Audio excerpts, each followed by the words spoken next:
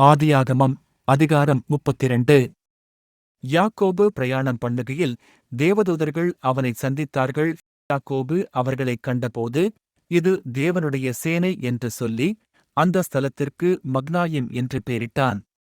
பின்பு யாக்கோபு ஏதோம் சீமையாகிய சேயீர் தேசத்திலிருக்கிற தன் சகோதரனாகிய ஏசாவினிடத்துக்குப் போகும்படி ஆட்களை அழைப்பித்து, நீங்கள் என் ஆண்டவனாகிய ஏசாவினிடத்தில் போய், நான் இதுவரைக்கும் லாபானிடத்தில் தங்கியிருந்தேன் என்றும், எனக்கு எருதுகளும் கழுதைகளும் ஆடுகளும் வேலைக்காரரும் வேலைக்காரிகளும் உண்டென்றும், உம்முடைய கண்களில் எனக்கு தயவு கிடைக்கத்தக்கதாக ஆண்டவனாகிய உமக்கு இதை அறிவிக்கும்படி ஆட்களை அனுப்பினேன் என்றும் உம்முடைய தாசனாகிய யாக்கோபு சொல்லச் சொன்னான் என்று சொல்லும்படி கட்டளை கொடுத்து தனக்கு முன்னாக அவர்களை அனுப்பினான்.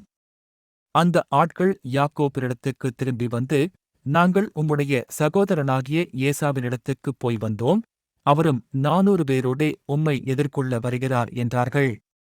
அப்பொழுது யாக்கோபு மிகவும் பயந்து வியாகுலப்பட்டு, தன்னிடத்திலிருந்த ஜனங்களையும் ஆடுமாடுகளையும் ஒட்டகங்களையும் 2 பகுதியாகப் பிரித்து, ஏசா ஒரு பகுதியின்மேல் விழுந்து அதை முறிய அடித்தாலும் மற்ற பகுதி தப்பித்துக் கொள்ள இடம் உண்டு என்றான். பின்பு யாக்கோபு, என் தகப்பனாகிய ஆபிரகாமின் தேவனும் என் தகப்பனாகிய ஈசாக்கின் தேவனுமாய் இருக்கிறவரே, உன் தேசத்துக்கும் உன் இனத்தாரிடத்துக்கும் திரும்பிப்போ, உனக்கு நன்மை செய்வேன் என்று என்னுடனே சொல்லியிருக்கிற கர்த்தாவே, அடியேனுக்கு தேவரீர் காண்பித்த எல்லா தயவுக்கும் எல்லா சத்தியத்துக்கும் நான் எவ்வளவேனும் பாத்திரன் அல்ல. நான் கோலும் கையுமாய் இந்த யோர்தானைக் கடந்து போனேன், இப்பொழுது இவ்விரண்டு பரிவாரங்களையும் உடையவனானேன். என் சகோதரனாகிய ஏசாவின் கைக்கு என்னை தப்புவியும், அவன் வந்து என்னையும் பிள்ளைகளையும் தாய்மார்களையும் முறிய அடிப்பான் என்று அவனுக்கு நான் பயந்திருக்கிறேன்.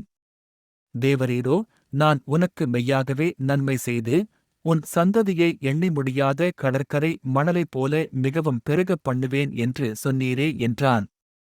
அன்று ராத்திரி அவன் அங்கே தங்கி, தன் கைக்கு உதவினவைகளிலே தன் சகோதரனாகிய ஏசாவுக்கு வெகுமானமாக 200 வெள்ளாடுகளையும் 20 வெள்ளாட்டுக் கடாக்களையும் 200 செம்மறியாடுகளையும் 20 ஆட்டுக்கடாக்களையும் பால் கொடுக்கிற 30 ஒட்டகங்களையும் அவைகளின் குட்டிகளையும் 40 கடாரிகளையும் 10 காளைகளையும் 20 கோழிகை கழுதைகளையும் 10 கழுதைக் குட்டிகளையும் பிரித்தெடுத்து, வேலைக்காரர் கையில் ஒவ்வொரு மந்தையை தனித்தனியாக ஒப்புவித்து, நீங்கள் மந்தைக்கு முன்னும் பின்னுமாக இடம் விட்டு எனக்கு முன்னாக ஓட்டிக்கொண்டு போங்கள் என்று தன் வேலைக்காரருக்குச் சொல்லி, முன்னே போகிறவனை நோக்கி, என் சகோதரனாகிய ஏசா உனக்கு எதிர்ப்பட்டு, நீ யாருடையவன்?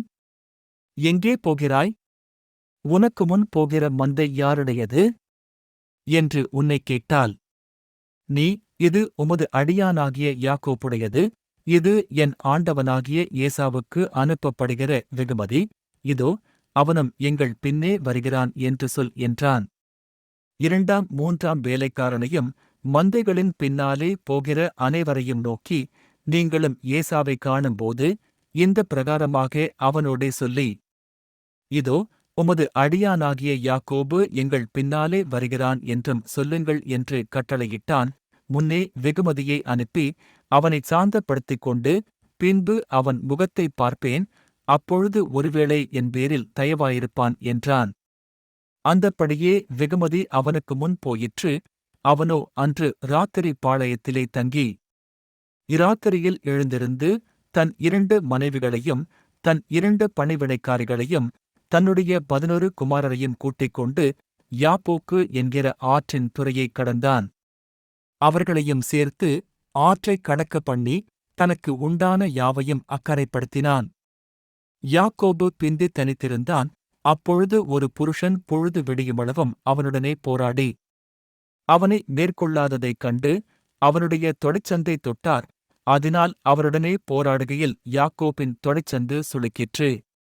அவர், நான் போகட்டும், பொழுது விடுகிறது என்றார். அதற்கு அவன், நீர் என்னை ஆசீர்வதித்தாலொழிய உம்மை போகவிடேன் என்றான்.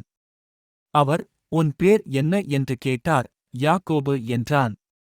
அப்பொழுது அவர், உன் பேர் இனி யாக்கோபு எண்ணப்படாமல் இஸ்ரவேல் என்னப்படும், தேவனோடும் மனிதரோடும் போராடி மேற்கொண்டாயே என்றார். அப்பொழுது யாக்கோபு, உம்முடைய நாமத்தை எனக்கு அறிவிக்க வேண்டும் என்று கேட்டான். அதற்கு அவர், நீ என் நாமத்தைக் கேட்பானேன் என்று சொல்லி, அங்கே அவனை ஆசீர்வதித்தார். அப்பொழுது யாக்கோபு, நான் தேவனை முகமுகமாய்க் கண்டேன், உயிர் தப்பிப் பிழைத்தேன் என்று சொல்லி, அந்த ஸ்தலத்துக்கு பெனியேல் என்று பெயரிட்டான். அவன் பெனியேலை கடந்து போகையில் சூரியன் உதயமாயிற்று. அவன் தொடைச்சுளுக்கினாலே நொண்டி நொண்டி நடந்தான். அவர் யாக்கோபுடைய தொடைச்சந்து நரம்பைத் தொட்டபடியால் இஸ்ரவேல் புத்திரர் இந்நாள் வரைக்கும் தொடைச்சந்து நரம்பை புசிக்கிறதில்லை.